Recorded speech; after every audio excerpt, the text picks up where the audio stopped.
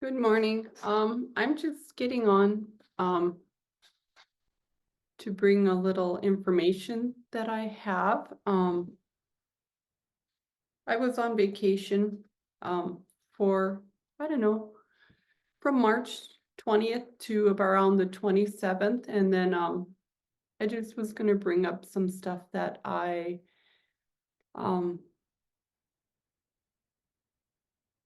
was given as I was on vacation. My husband and I, we went to Sedona. We drove, which was interesting all in itself, but we left March 20th. Um, and so around the spring equinox, and we drove quite a bit. The very first day, like we drove 16 hours.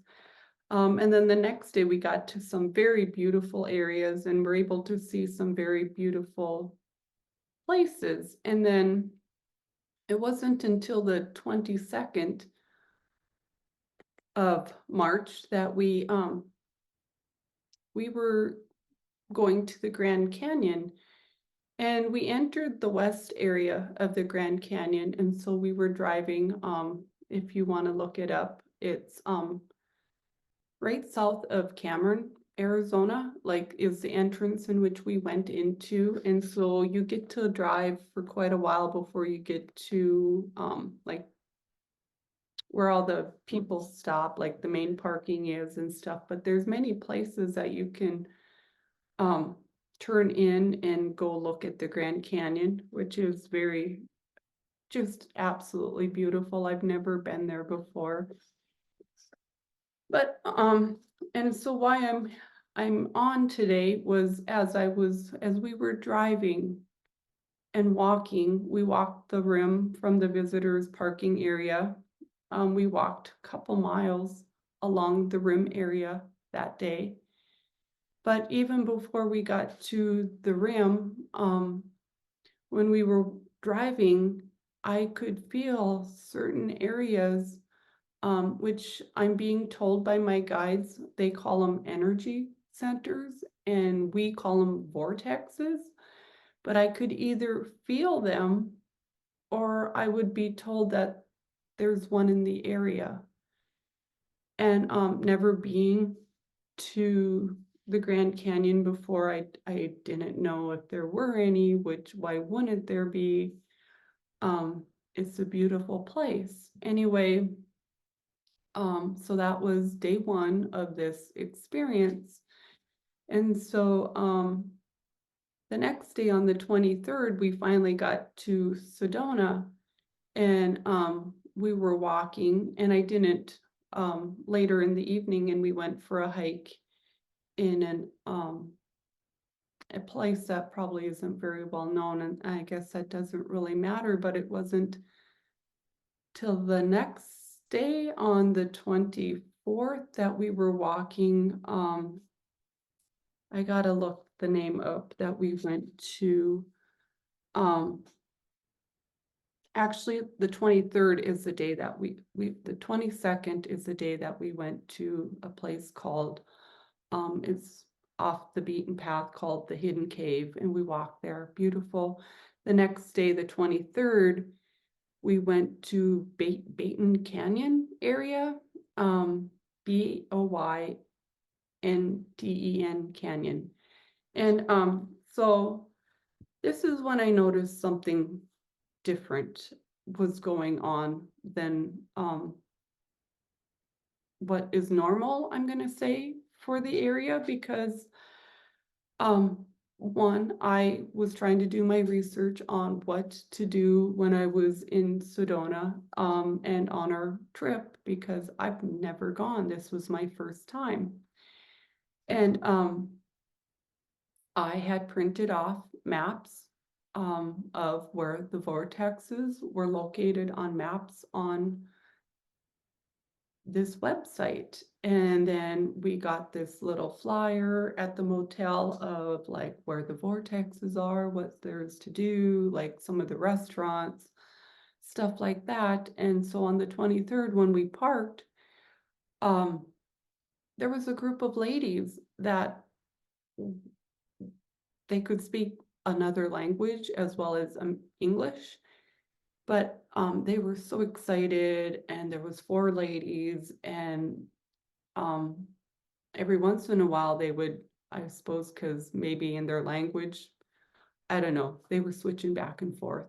So it was hard to really talk about or listen what they were saying, but they would talk about the vortex and which path they should take, and um, wanting to know that what should we do first? And they're like, well, let's go to the vortex first and then we'll do the paths. And I was like, I'll see him on my trip. I was getting my backpack on and trying to avoid the word vortex because my husband doesn't believe in any of this stuff that anybody watching this does, and would question why we're walking to a vortex. And anyway, so I was looking at the map and trying to make sure that I had the right area that we were going to be walking to that had the vortexes, as that's one of the things a lot of people like to do and want to feel and be in the energy. And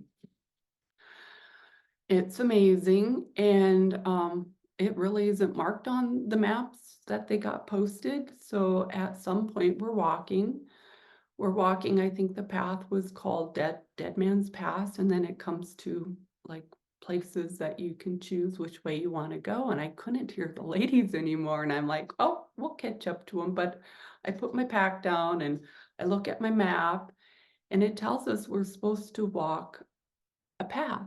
And I'm like, all right, well, we're gonna walk this path. And it's an easy path, which everybody is able to do, and that we will go around to the vortexes. And I'm like, sweet, like this will be easy. And so we get there and we're walking, and I'm noticing and I'm feeling the whole time. Like there's times I'm feeling some of the energy centers, which were not on the map. There was two to be on this path according to this map. And I also was being told if I couldn't feel it, that there was one in the area, and that I lost count. There's multiple on the easy path up in that area. And then we took the intermediate path, which was how you were supposed to get to the next vortex according to the map, this old map. And sure enough, again, like I can randomly feel these energy centers, vortexes. And then also I'm being told there's some because I couldn't feel all of them. And I guess it's what I'm told is that we sat down, and I was just like, what is going on? I never heard the ladies. I never seen the ladies that were so excited to go to the vortex. And we get to this beautiful area where you can sit down on the rocks, and I look up and I can see on one of the red rocks there's an immense amount of people, and you can see this beautiful resort.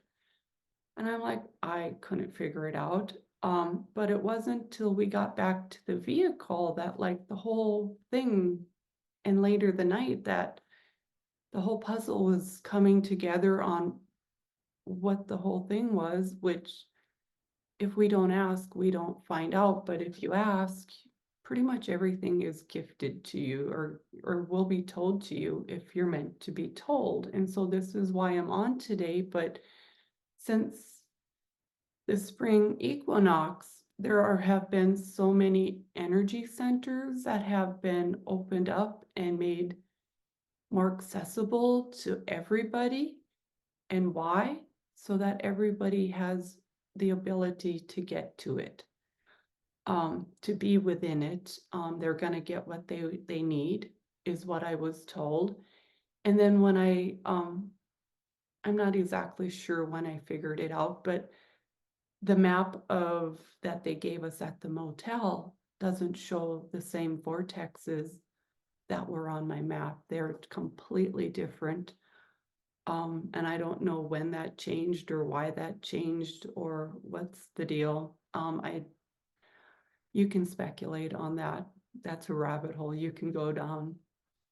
But anyway, so, and then this continued on the different areas to which we would go and walk in Sedona, where there were other paths to go, like the Cathedral of the Rock we went to. We went to the airport, Mesa, Vortex. We did not get to go to the Bell, whatever that's called, because it started raining, and we decided to take the scenic route to come home, because we cut our vacation short because it was predicted to have rain the rest of the time that we would have been in Sedona, and we couldn't find anything else we wanted to do in Arizona because it was going to be rainy. And so on the way home, we took an atlas instead of using the GPS and all of that stuff. And again, as we're driving on the scenic routes in the national parks, and not just national parks, but just beautiful scenery. Again, I would as I'm driving, as we're driving, I would feel in the car that there were energy centers multiple times in multiple places, multiple states on our way home. Because let me tell you, it took us 3 days to get home. Most of the days we were zigzagging back and forth through 3 states to see all these different beautiful things, and we'd pull over and look at stuff. But anyway, or they would be telling me that there's these energy centers in the area. And the why I ended up getting kind of sick when I got home, and so I'm finally feeling better today, really good today. And I was asked that I would put this out and let people know, and if you watch this, to please just share that this is for everybody. It isn't just for just people that have the money that can travel to Sedona, the people that are physically fit that can walk to the highest place or the certain place or whatever. Somehow this has changed so everybody gets what they need in a location that is close to them. So you don't have to be spending so much money and think that you are missing out. And I think this is so beautiful. It makes me want to cry.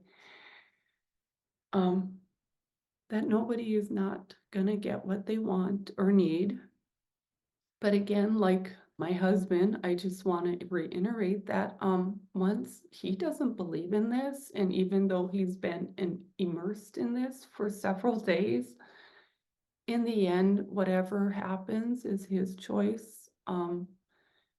He can choose still not to believe and have anything, and it will probably have no effect on him, although I know it has because we got home and he doesn't understand why he's so tired and exhausted for days and days and days, which is one of the side effects of, and it doesn't have to be, but it can be a side effect of being within these energy centers. I know that happened to me when I came home from Mount Shasta, and I've heard the same from other people.